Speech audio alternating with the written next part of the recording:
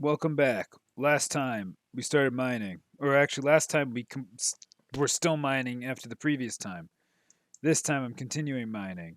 I believe I ended the last video saying I hope I remember where the cave stuff was. The answer is not really. But hey, I'll realize it enough. Getting bad frame rate as I load everything in for the first time. Hopefully that's it. It's really jittering.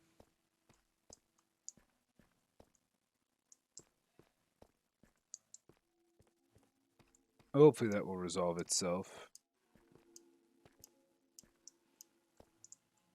I did not immediately get back on in mind. It's actually the next day, though I have done some D&D stuff.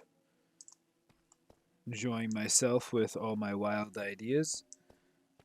For those of you following the storyline, you'd know that I am creating a campaign in a world that my friend is creator of. Well, he's a co-creator. He has another friend, and they've been working together on this world for a long time. And so I was badgering them with all my questions in order to get answers, and whether they realize it or not, they've accidentally set up everything I have to where they won't be able to really object.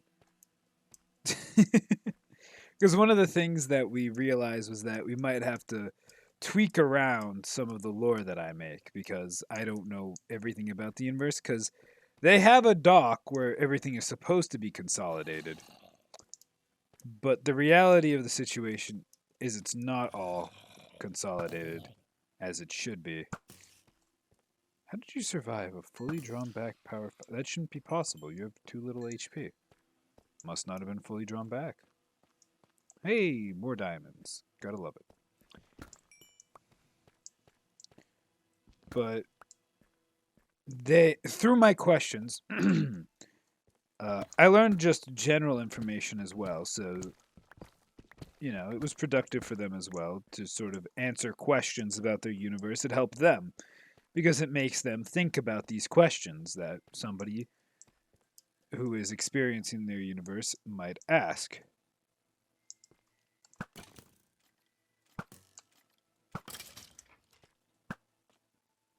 So I asked a lot of questions, and there was answers from almost every question, except for one question, which I believe was just a hypothetical, or not really, not a hypothetical, but it was a question of, it was a what if question that I had asked, and I brought up a character as an example of one of the rules was except for notable exceptions, and I brought up like this character, to which then the person I asked, my friend, then questioned it for a moment and went, "What about that character? That's a good point. Do they follow the exceptionary rule?" And then they had to think about it. They didn't give me the answer. They might still be thinking about it. They might have come to an answer. I don't know. I didn't really need an answer to that specific character being a loophole to the rule. If they are, they are. If they're not, they're not. It doesn't. I'm not using that character, which is unfortunate because that character is based. And if you're wondering, based on what? Based on the based very loosely on the boss from Warframe, Teal Rogor, who is absolutely amazing. For those of you who don't play Warframe, it's a free to play. It doesn't mean that you should just, go install it right now. It can be a time sink, and there are some parts of the game where, if you've ever played a mobile game where it's like, if you want to complete that structure, you have to wait 24 hours, or you can pay with in game currency to do it faster. That type of style. It has that very much in the game. Now, the in game currency you can trade with other players for in-game items. And I have some of this in-game currency. If you're like, oh, so you do this? Nope, I just have spent money on the in-game currency because I fell for the classic. They're smart marketing. They have a system where there's daily login rewards, and one of the login rewards can be 20% off platinum. And it's like, that's nothing. I don't use those. And another one's 50% off platinum. And again, it's like, that's nothing. And then there's another one that's 75% off. And I was like, all right, now you've got me. I'll buy the $100 bundle of platinum for $25. I'll do it. And I don't even use it on rushing stuff either. I use it to buy things in the market of from players who are trading stuff they've earned through hard work, so I don't have to work hard. But hey, if I want to pay money to get stuff in a video game, I'm going to pay money to get stuff in a video game.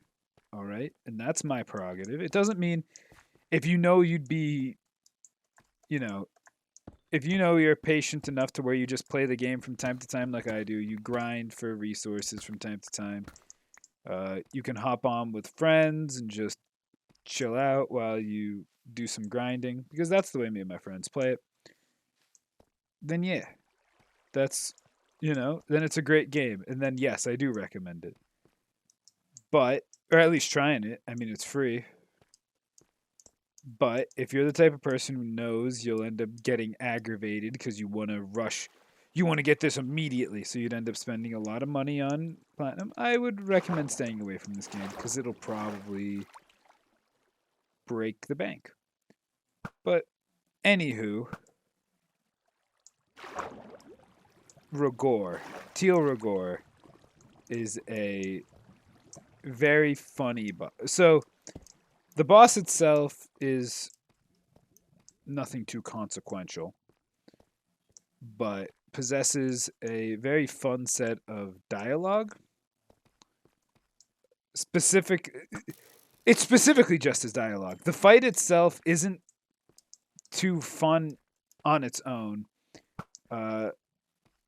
It's not as annoying as some of the other bosses, but it's not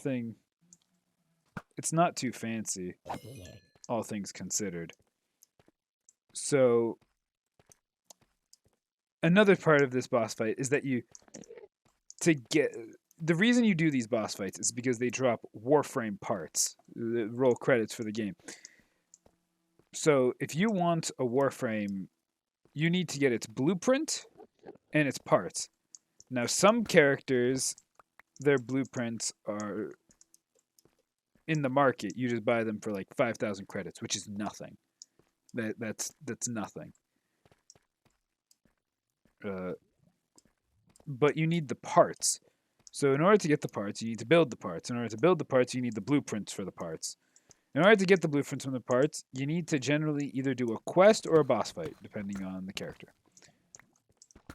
Rogor drops Equinox parts. Now, Equinox is unique as they're a stance changer. For those of you who don't know what a stance changer is, it's a character in a video game who uses an ability to switch between two different, similar but different kits.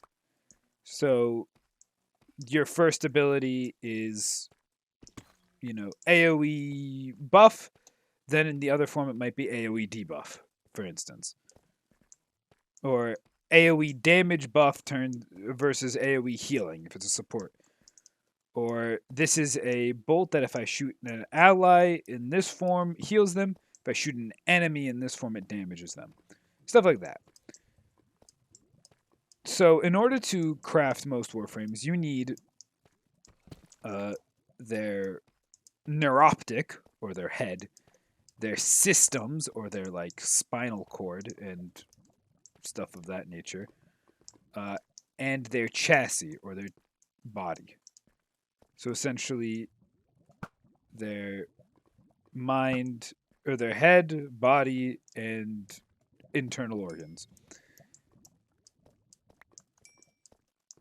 And Equinox just so happens to be one of those characters whose blueprint is dropped from Rogor. But here's the funny thing. The blueprint for Equinox is different than most warframes. So as I just mentioned, it's normally the head, body, and soul, or systems. Narrow, systems, chassis. Those are the three parts. Equinox has two parts. Equinox day and Equinox night forms. And you're like, okay, what are those? For the astute amongst you, you might have already realized it. That oh no moment. Don't tell me. Yes. Equinox, in order to get Equinox day, you need to fight Rogor and get him to drop Equinox day blueprint, Equinox day neuro, Equinox day systems, and Equinox day chassis. And you cannot just play Equinox day, by the way. This is very much... Ah! Okay, shield broken.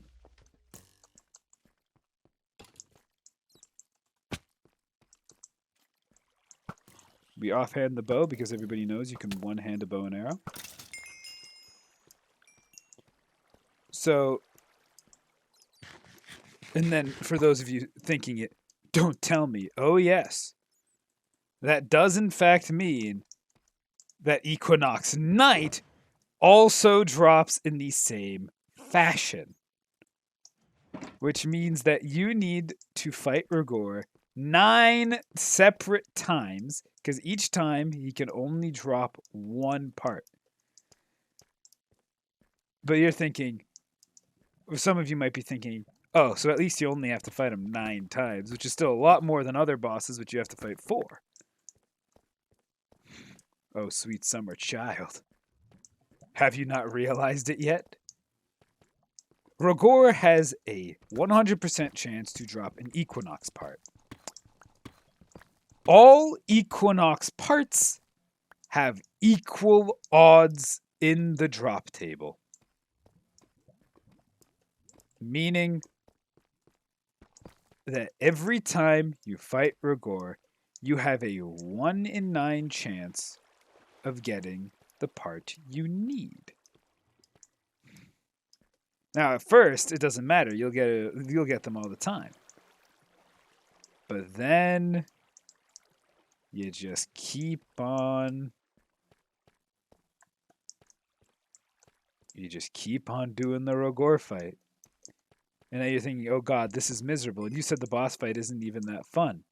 How could this possibly be the best boss in the game? Well, as I said, the dialogue. There's no way the dialogue could be that good. Oh yeah, it is.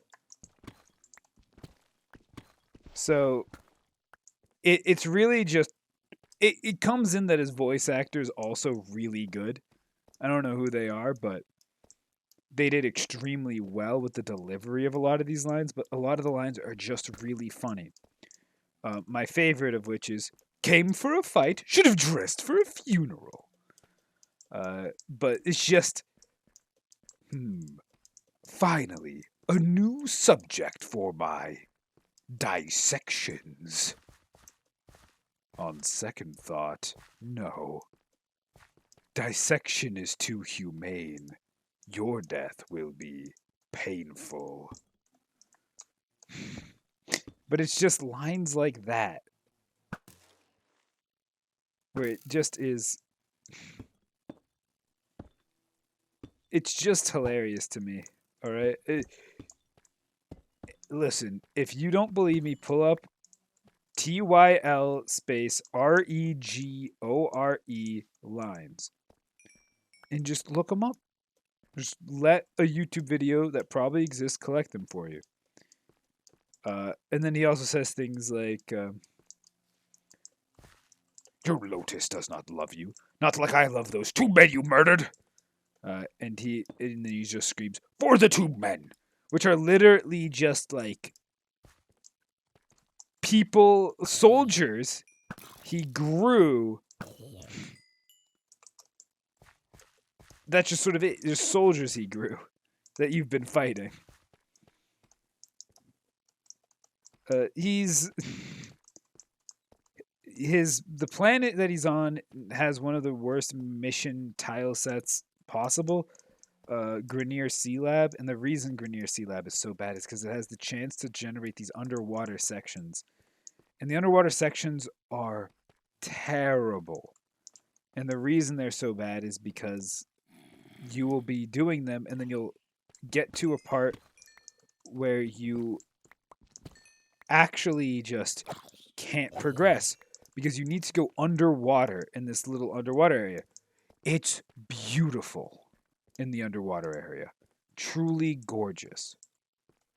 The downside, for some reason, the sensitivity and the movement is floaty, meaning you just when you push an input, you just sort of float in that direction. Like for a Minecraft example, when you're on ice, except in all directions. And on top of this, to make it worse, you know what? Instead of putting the bow in my offhand, how about I put the Idol of Rebirth that could save my life in case one of these creepers actually did explode point blank to me. But and the sensitivity, just by default, is so terrible, and I don't know how to change it. So I'm stuck with it. Whenever I get into this thing, I just click the DPI button on my mouse down to its minimum. But it's just so terrible, and you have to do that because I don't know how you could play this otherwise. So, anyways, those are the bad parts about that planet. But the Rogor fight, it doesn't generate the underwater sections. Still, another reason that it's great. I did another quest. It is a quest to get the Warframe of Naros. And essentially, you have to fill these sacred urns by killing a certain enemy type. And I got, for the final section of the quest, so the enemies, you have to kill less enemies, but the enemy type doesn't show up as often. And that enemy type is generally also harder. So the enemy I got for the final segment, because there's three different possible... there's three different possible... That is like a baby axolotl. Sorry. There are three different possible enemies you can get. I cannot see the skeleton, the weeds. Oh my god, he's so stealthy. Let's drink a potion. But I just happened to RNG into the enemy whose highest spawn rate location is in a tile set that is guaranteed to appear in the Rogor boss fight. Which means that the most efficient place to farm this place... You're like, oh, that means you can farm Equinox. No, I farmed Equinox like day one. I didn't even like the Warframe. It's just... Or not day one, truly, but very early I farmed Equinox just because I really loved hearing those lines. Did they get old eventually? For a bit, yeah, but then every time I hover over the mission, he says a line, or one of a few of his lines, and you're just like, this voice actor did justice. He's too good for this world. It's like the reason I like Daniel Warren or Chris Tergliafera as my favorite voice actors is because those two they have very good voices, but then they really do just go all in, which is so nice. It really is so great to hear good voice acting. And you really underrate it a lot of the time. Or a lot of people underrate it a lot of the time. I don't. I appreciate it constantly. But the reason a lot of people underappreciate it is because they'll be like, oh, I just watch it in the original dub as it was intended. You fool. If you can't understand it, how do you know that it's a good dub? because it doesn't make me cringe. But how do you know? Anyways, we have 10, 11, 12, 13, 14, 15, just about 17 stacks of minerals. And I believe my calculation was 23 stacks. So we've got some more mining to do. But I had to do that mission a few more times to do the Inaros quest. Another reason was it was probably the best one of those three to get. Because the others had mission types that I wasn't as comfortable with. Not that it would have probably been problematic. I have a very strong setup for the point in the game I'm at. So essentially, as you progress in the game, you get more mods for your characters so you can modify them. And for your weapons, and you get different weapons, and there's a lot of different parts of the game. But it's just it's not that complicated to understand once you know the game. I'm not telling you to get to know the game. Oh, I can get air here. But just you can modify stuff to do funny things. And I have a character who I've modified. They're Garuda. And Garuda has their passive is very basic. So some of these characters are complicated. Garuda's passive is this simple because they're the Blood Queen, which I know super edgy. I don't care about the edgy aspects. I just think they're neat. But they have a passive that's just when you kill something, gain damage. Up to 100% bonus damage. Just doubles your damage as long as you've been killing stuff. Very self-synergistic. And then, of course, if you stop killing stuff for a bit, it decays, but then you kill stuff again, and it goes back up. But this character also has some abilities, and that each of the warframes is just a different character, essentially. You can play them in completely different ways.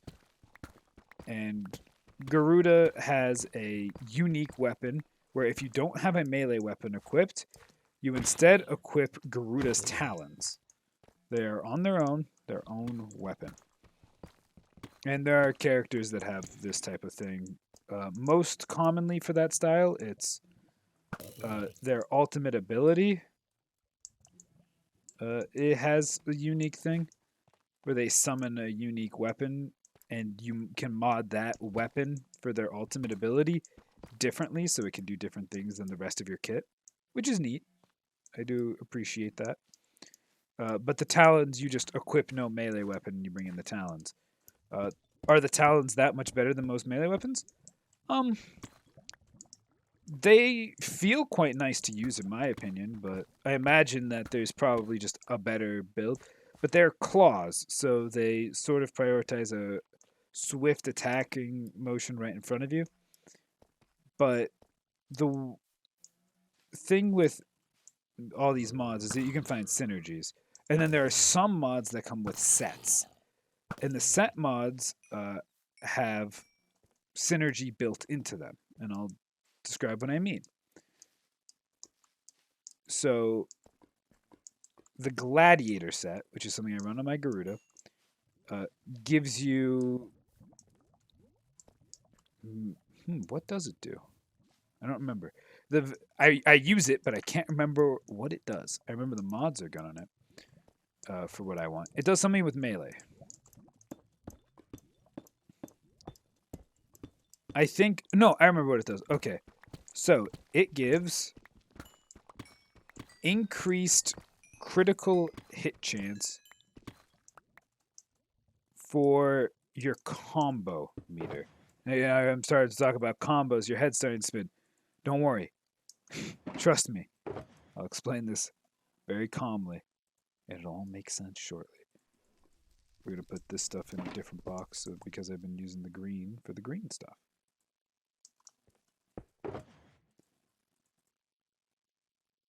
So, as I was saying, combo. Very simple. You hit thing with melee weapon, you gain stack of combo. Now, Garuda Talons are claw based. They attack swiftly. They have like a 1-2 motion built in with them. Now, you synergize that with Gladiator. Now, as you hit things, it's like, oh, is it a significant boost to crit chance? Yeah. I also run a mod that just boosts crit chance for your combo duration as well. So one mod that does what the set does, and that synergizes. But another thing is like the Gladiator mods.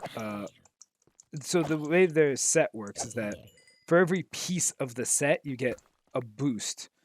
So essentially, it's 10% crit per like 10 combo modifier, and your combo modifier can go up to 120. So I can essentially get 120% crit. I think is the. Did I do that math right? You get 10% per 10. Yeah. And you're like, oh, you can get 120% crit. That's over 100% crit. Yes, it is. Now, as you upgrade Gladiator, and you might be thinking, okay, so when you're at you only need to get up to 100 combo in order to get to max. Yeah. But what scales on the combo, you may be wondering? Oh, well, or what scales with the set bonus? So I run 5 pieces of the set, which gives me 50 crit chance per 10 combo. And now you might be thinking, well, why? What's that going to do? And it is a flat number, I'm pretty sure. And then I'm running Blood Rush, which does the same thing. You're like, but why? So that you just start off with like the first time you get crit. But now some of you might be having that epitome moment. Wait. Are you alluding to the fact that critical hits can go above 100% and do something? Yes, I am. When a critical hit chance gets above 100%, it then becomes a guaranteed yellow crit and has the chance to become an orange crit. At 200% critical hit chance, you have guaranteed orange crits with the chance to perform a red crit. Now, red crit is the highest color, but this scales infinitely. So I also run some critical damage, but the other half of the kit, it's like, well, what? That's what the claws are about. I just keep generating combo count by a melee attacking thing. But what does Garuda do that makes Garuda melee focused? Well, I'm glad you asked. So Garuda has some tanky properties, starting with the fact that they have a pretty decent base armor value. Now, armor. So let's explain the 3 basic defensive stats, shall we? Armor. It reduces damage you take to health. Health. When you run out of it, you die. Very basic one. Damage taken to health can be reduced with armor. And shield. Shield regenerates on its own after you are not being hit for a certain amount of time. And it does not get damage taken to shield does not get reduced with armor. So you take full damage to shield. But shield does serve a purpose in what's called shield gating. And shield gating is if you would take damage that depletes your shield. Let's say you would have taken, let's say it's 1,000 damage that you would have taken, but you had shield up and you only had 200 shield. Well, you will take 200 damage. The shield will be depleted and there's no overflow. So shield gating is regenerating your armor so that you don't suffer, essentially. So those are your 3 defensive stats. Garuda starts with a pretty decent base armor stat. Now, Gladiator has some mods in it that increase armor and health. Not as much as base mods do that just do that without being part of the Gladiator set. But normally, while you can't stack abilities that are technically the same mod, though there are some that are slight differences, like you can't take Creeping Bullseye, which decreases fire rate but increases crit chance. You can't take that and pressure points, I think is, or no, pressure points is damage. And whichever ability it is that just increases your critical hit chance. You can't stack both of those. However, the Gladiator set, you can synergize. There's a second one.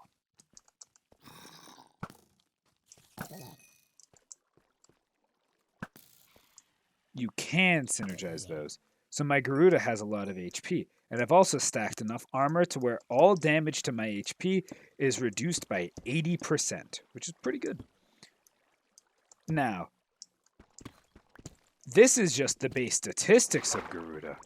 But what is it about Garuda's kit, their abilities, that make them good at tanking? Garuda has 4 abilities, as do most characters. The ultimate ability of Garuda is the least to do with tanking, so we will start with that one. Garuda can spend energy to create a flurry of these blades, and the blades just go around and they slash everything within your screen that you pointed at. Consumes energy, which is just mana. And you blast it in, and then a lot of people take slash. And slash damage is good because if you get a proc, so you have what's called status chance. Effectively, there is a chance whenever you deal a damage type to do more damage. Or do a special effect based off the damage type. Slash is damage, his special effect, when it triggers this effect, is more damage. But this damage pierces armor. It does just raw HP damage that can't be reduced.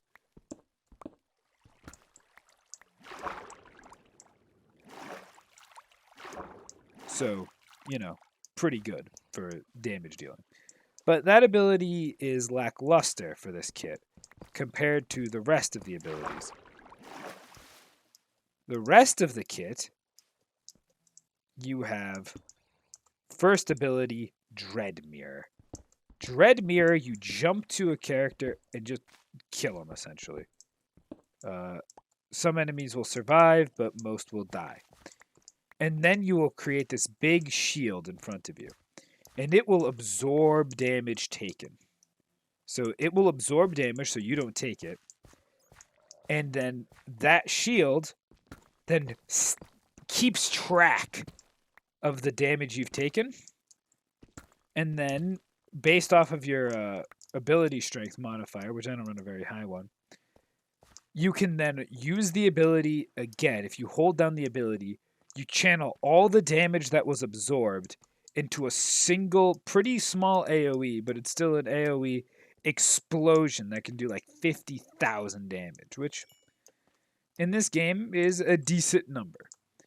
Now, I say decent because my friend has a shotgun that every pellet of it can pierce through enemies infinitely and do up to 5 million damage per pellet. Now that's a build made to instantly clear some of the hardest missions in the game. So, much stronger. There are also other funny builds which I shall not mention because we're getting off topic here. Point is, my Garuda has the ability to create that shield. What if I told you that shield isn't even the best part? Garuda has another ability which is pretty good. It allows you to take a section of damage, just a pretty heavy hit, to your health directly, and it removes all status effects attached to you and gives you oh shit.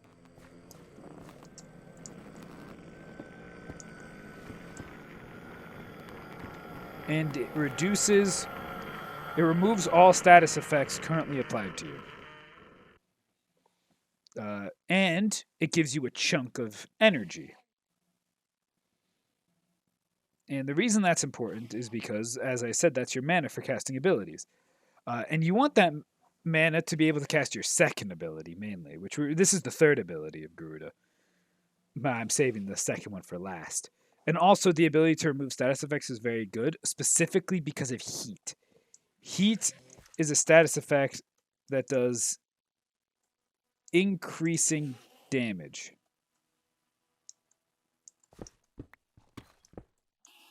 So so when an enemy procs heat on you, they do a lot of damage per tick, and it can kill you from full HP very quickly because I think it ignores armor. You are aggro to me. You're not teleporting.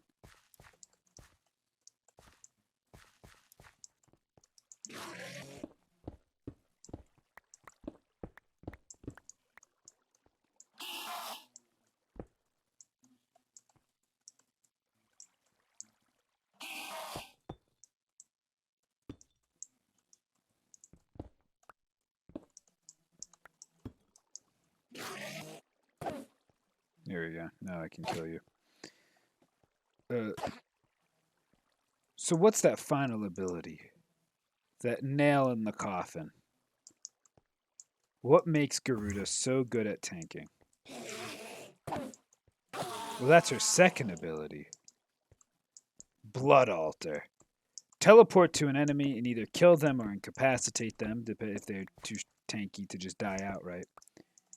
And then create an AoE area that regens your health at a pretty fast amount. And as I said, normally your health doesn't regen. Which means now I've just given my very tanky character health regen in an area around wherever I blood altered. But it also dashes to the enemy that I want to do. And you can have 2 blood altars at a time, and their areas stack. So if you have a blood altar set up to heal you, and then you kill another enemy with blood altar, you get that Venn diagram effect. Yes, you do in fact get healing from both sources. You're like, oh, this must be the most OP character in the game. No, not even close. My build makes them a tank, which is a good thing, but it doesn't make them all of a sudden godly because they don't. My damage can become quite good, and I can solo a lot of missions with this character. I don't even think they're my strongest character. They were my first character that I put a lot of effort into, and I also love the name of their signature weapon. So a signature weapon is a weapon that came out with the character. It generally gets some sort of small improvement when being wielded by their associated character. Garuda's signature weapon is the Nagantaka, which is a crossbow that increases its reload speed significantly if you get a headshot with it. And has a special ability, and it also forces an impact proc, which is like a stagger on. Oh shoot, wrong pickaxe. And it also forces an impact proc upon headshot, which can be a negative because if you're trying to land consistent headshots, the enemy suddenly staggering can be problematic. But it hasn't been for me because that's not how I play that weapon anyways. The weapon also has an alternate fire, so if you click middle mouse button, and this is a funny one, it fires the rest of its magazine. And you're like, it's a crossbow, so 1? No, pal. It's a funky sci-fi crossbow, so it comes with like 11 rounds in its magazine. Now you can increase that. Or you could do what I did. There's a stat that people love in this game called multi-shot. And the reason people love it is because It's a chance per bullet you fire to fire another bullet without the cost of any extra ammo, which, I mean, that sounds like exactly what you would expect, I imagine. But that's what it does. That's what it does. I told you what it does. That's all I was doing. Now, my Nagantaka has a 2.5, which means on average, if I unload all 11 shots, it'll shoot 2.5 times that. So 11 twice is 22.5. Hard to judge. It's 5.5. Let's round down to 5. Let's play the under. So I fire 27 shots from my middle click. And you're like, all right, that's pretty funny. As long as each bullet is good. No, the melee claws are definitely better, and I put a lot of effort into this crossbow, a lot of resources. I just don't have everything I need to make this build its pinnacle. There are certain mod types that you unlock much later in the game that I have not progressed enough towards. So besides those, I'm doing pretty all right all around. I decide to waste one of my slots because I think it's hilarious. It would be more effective if I didn't put this mod in. There's a mod called Thunderbolt. At max rank, which I have mine at max rank, it has a 30% chance for a crossbow bolt to explode upon impact. Now 30% of 27, essentially. Let's round everything down to the easiest numbers we can think of. Let's go to you know what? The numbers will work out. Let's say that I actually fire 28 shots. Let's round up on the multi. But let's turn down the number for the Thunderbolt. Let's say 25 with a 28 on the shots, right? Because 28 is divisible by 4. So 7 by 4, 28. And so essentially 7 out of the shots on any given time I use it will explode. Now, why is this important? Well, I boost the critical hit chance, so I have these little critical explosions. But the Nagantaka does slash damage. It's Garuda's thing, cutting things open with their claws, doing slashing. Nagantaka does slash damage, which means that if I shoot this explosion in an AoE, everything that gets hit within this small explosion radius has the chance, equal to my status infliction chance, to get inflicted with any status effect from my damage types. Now, I technically do impact and puncture damage as well, but it's the chance of getting the status effect you get is proportional to the amount of damage. So the fact that it doesn't do that much impact damage by default, it mainly does slash damage, means you will almost always get slash procs. And so that means my weapon has equal to whatever my status chance is, chance to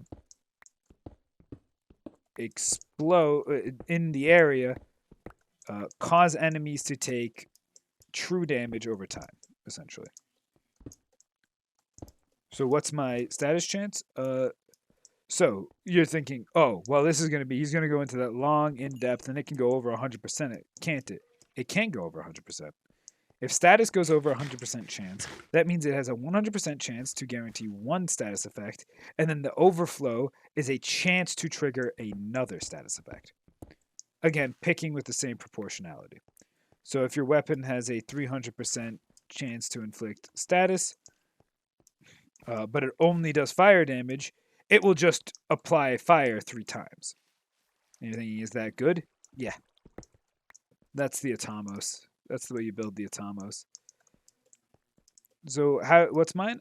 It's not over 100. It's at 74. But that's still pretty good because I'm firing 27 shots with 8 of them exploding that each have a 75% chance to cause the opponent to bleed. It's like, there's no way anything survives that. Things survive that. It's my base damage numbers are not that high, so it sounds a lot better than it actually is.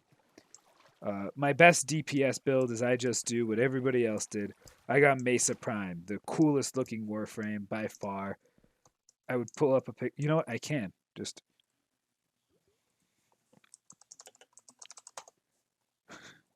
Let's put that into a ski.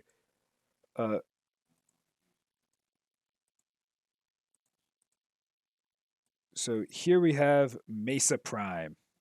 Ignore everything else. Mesa Prime is the gunslinger. They're sick, real cool. And I mean, it's just. The kit is just really good. As I mentioned, I just do what everybody else did. I got Mesa Prime. So what about Mesa Prime's kit so oh, here we go again. He's going to go in depth about what makes Mesa Prime so good. No, this one's a lot simpler. Mesa Prime presses 4. Mesa Prime's ultimate ability, which is assigned to is the 4th ability. Mesa Prime's ultimate ability is Regulators. He pulls out those. Remember when I talked about certain characters have specialty weapons assigned to their ults? So you just build that and you choose one. You can either choose status and go a bunch of status damage and just chain kill stuff like that, or you can go with crit, which is what I did, where my Mesa has a high amount of crit damage and a high amount of chance to crit. But it's like, what does it do? You just pull out these new pistols? Are they just really good pistols? Oh yeah, they're really good pistols. They also come with one little extra effect. The pistols have aimbot. And you're thinking, okay, no, but seriously. No, seriously. The crystals, or the pistols, come with aimbot. Quite literally, Mesa Prime gets a circle on her screen. You get a circle on your screen when you press 4. And Mesa stands still, and you can hold left click. And anything within your range, which is pretty high, in that circle, Mesa will automatically shoot in the head. Or I'm not sure if it's guaranteed headshot. Will automatically shoot. I think it's in the head, though. And headshots are better. That's the thing. So Mesa is automatically shooting your enemies in the head. And that's broken. It gets better. As you shoot with Mesa Prime, the circle gets smaller as this ability goes on. And it also consumes energy the entire time you're standing still. Yes, there's an ability, or there's a mod that makes it, that's a Mesa-specific mod that makes it so Mesa can walk while... Here, I need to pull OBS on my second monitor so I can see how long I've been recording. 47 minutes? Oh well, we'll just keep talking, and I'll start making my way out of here.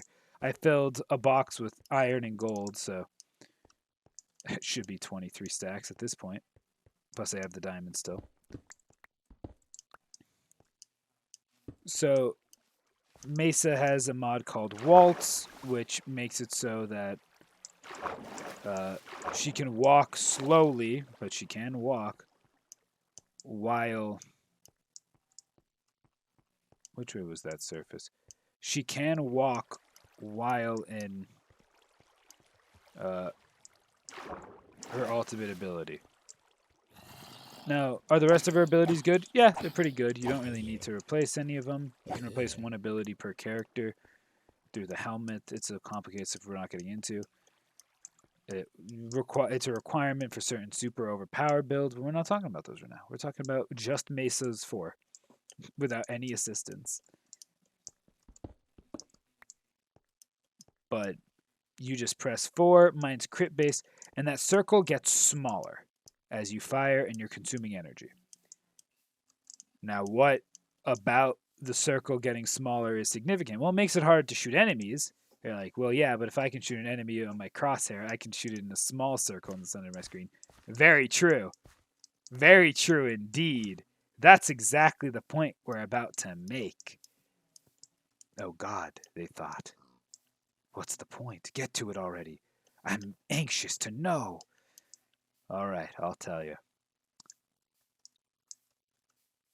As the circle gets smaller, your stats, primarily damage, goes up.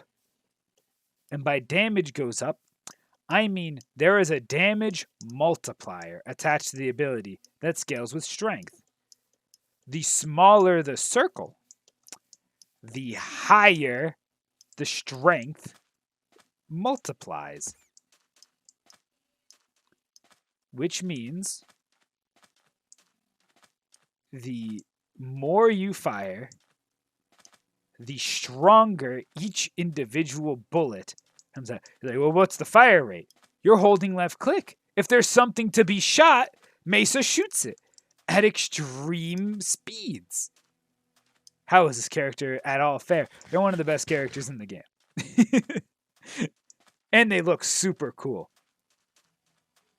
Now, I think officially the strongest character in the game for the highest level missions, according to the community, there's a lot, but generally, there are certain characters who are certainly like the best for their mission types. But assigned, if you just wanted to put on one really good character, Octavia is apparently just the GOAT. And I mean, I understand why. Twitch Prime gave me a free Octavia. And I mean, it's good. Octavia's gimmick is they use music. But so they have this little thing they throw out that taunts enemies and does damage in an AoE. Its damage scales with the amount of damage it's taken. And if it taunts enemies, doesn't that mean its damage just goes up and then the enemies keep shooting it, then the enemies just die? Yeah, that's exactly why it's good. But it gets even better. So that ability sits on the floor. That's called Mallet. Now Mallet, so now the second ability is the battle bot called Resonator. So what the Resonator does is it rolls around. It's a ball. It's a battle bot. It's this little ball that rolls around. It just goes around the battlefield, and it goes towards enemies. It will also pick up the mallet. Or melee, it could technically be. Anyways, it doesn't really matter. It picks up the mallet and it amplifies it just from being on top of it. So now it's hunting down enemies. The enemies get taunted. They shoot it. And then it increases its damage. And it just keeps roaming around. And it does that. And it's defensive because it taunts enemies. And it clears on its own. It's just automated damage. And it does good damage. So that's why Octavia is good. Octavia also has other good abilities. If you use a certain movement feature to the beat of Octavia's rhythm, which you can customize your song on Octavia, which for people who are trying to min-max their Octavia, they just have the beat as fast as possible. So why would you do that? If you perform actions to that beat, you get a buff. Like you get a movement speed up if I think you jump. And if you crouch, you go invisible. So you can just have your battle bot roaming around, taunting enemies, getting shot while you just spam crouch with your song going on. And this is AoE, so anybody else in your aura can also just spam crouch. So that's cool. Oh, I've been here before. Means it must be going the correct way.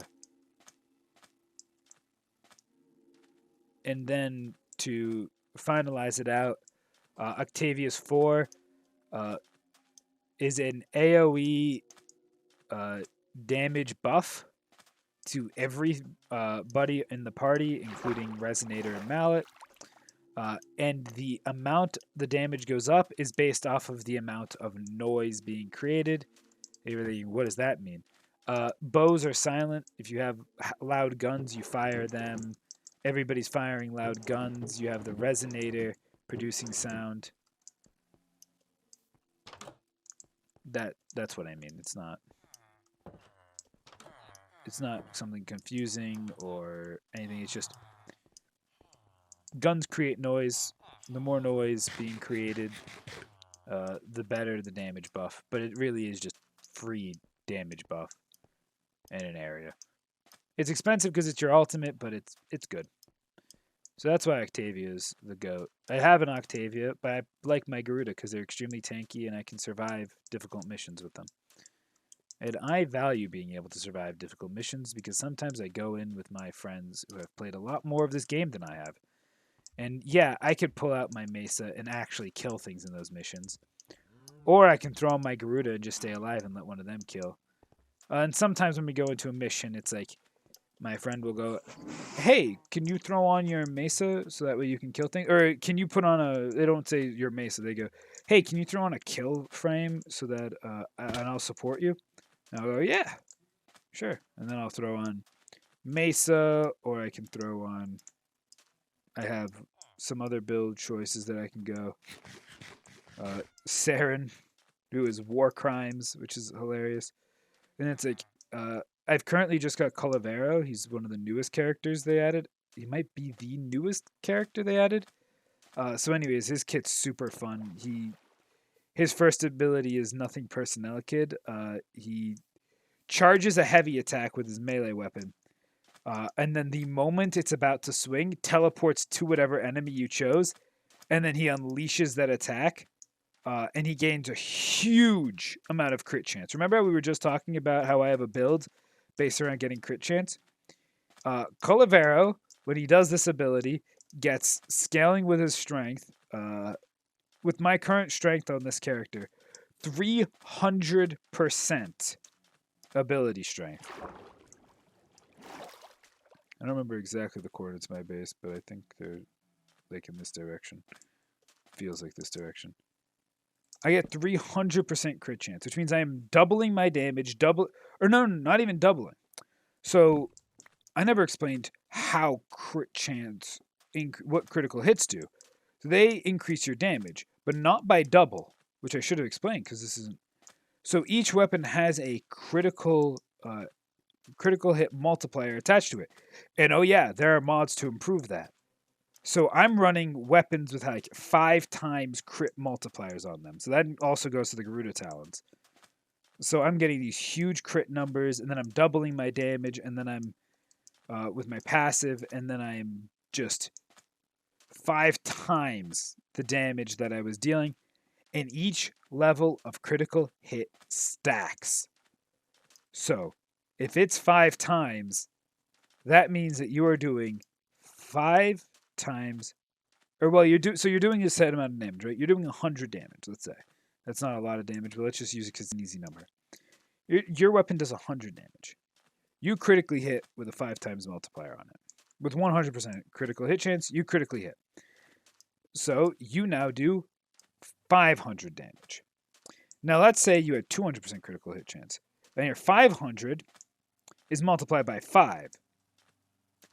So you do 2,500 damage. But let's say you had 300% critical hit chance. Oh, well, I mean, then you do 5 times 2,500 damage, which is 100, or is that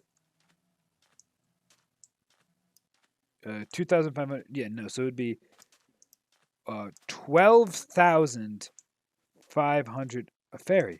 Wait, that means you must be one of the guys I released, so I must be going the right direction. So that means that with just 100 base damage, I am doing with a 100 base damage weapon with the ability strength I have on Calavero, just by pressing one button, I gain. And this doesn't just apply for that one hit. It applies to that hit and then stays for some time after. I think mine is 10 seconds or so. So for 10 seconds, a 100 damage melee weapon would instead do 1,200 or 12,500 damage.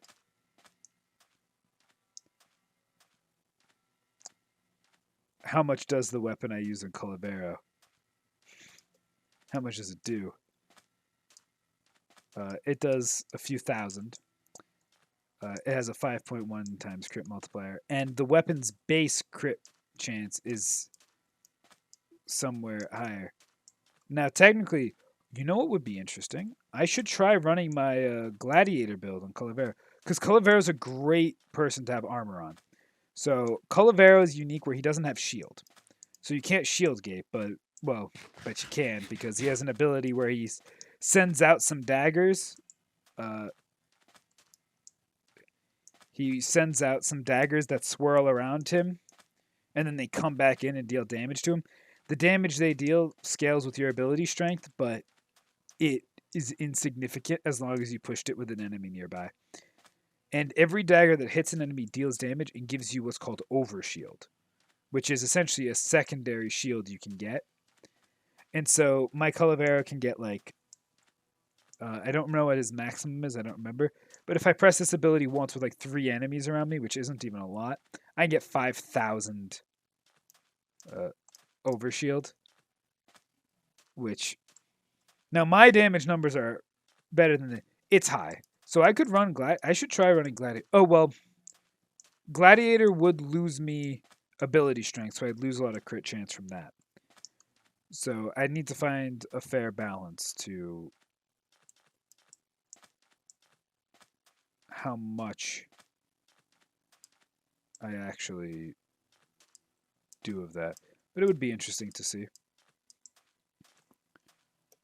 I remember that big pit of death. Oh wait, I think I know where I am. I think I'm just I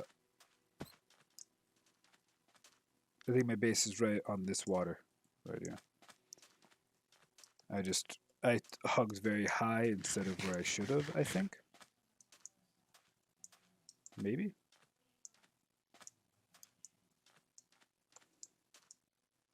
I know I'm somewhere near my base.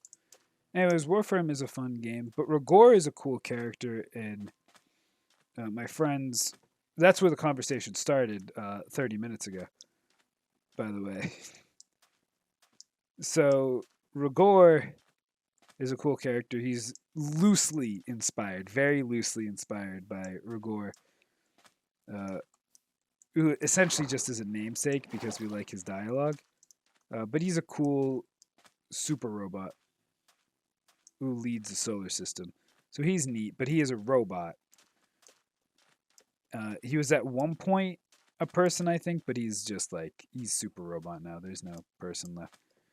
Man, okay, what do I think my base coordinates are? I think they're this way. I feel like they're still this way. I shouldn't have gone south.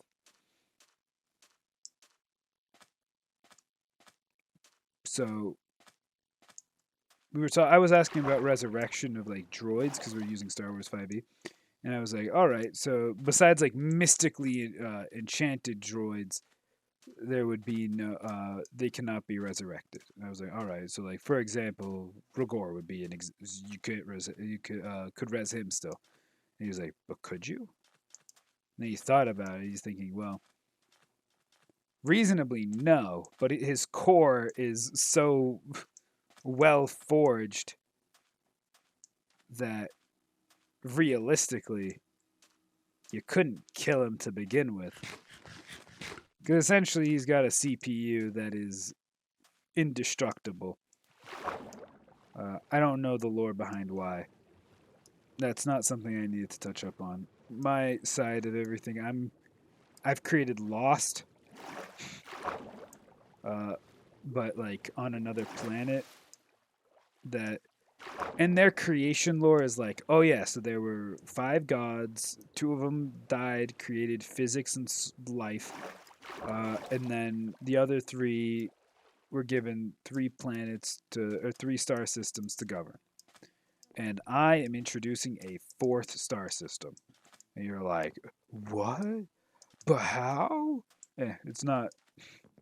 It's just going to be a non-god created star system.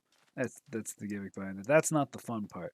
Fun parts are all the things I'm putting on and around and influenced by that planet. Anyways, let's pull out all the coal now. Oh, I didn't quite get 6 stacks. Wait, but I might have a stack of coal, don't I? Oh yeah, I do. So I will put this here.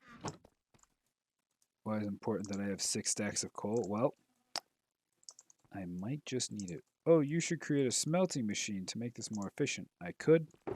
Or I could stop badgering you about all of this stuff that I'm enjoying from my D&D, and I can let you go now. Like a teacher. I'll dismiss you in a moment. Let me just finish sorting my stuff. Why did I grab more saddles? When will I learn? I don't even have a horse.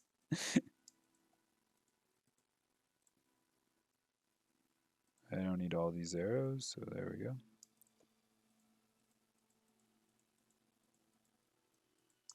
Put another axolotl in the treasure chest.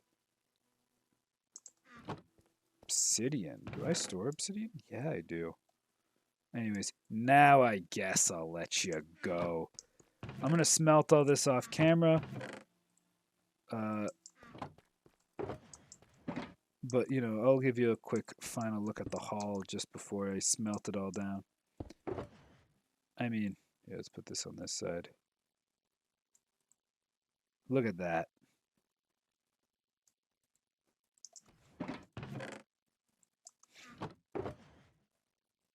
If this isn't enough to make a beacon, I mean, technically it could not be enough to make a beacon. No, this should...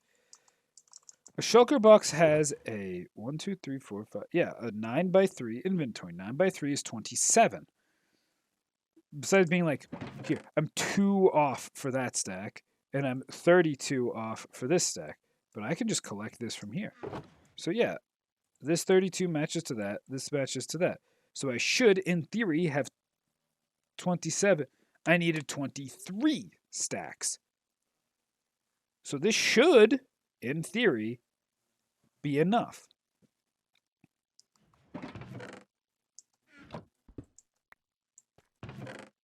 Now, do I spend some of my precious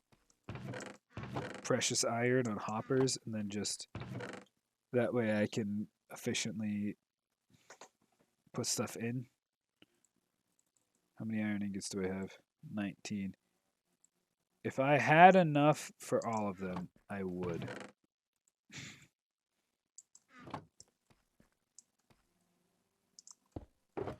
But since I don't, I'm just gonna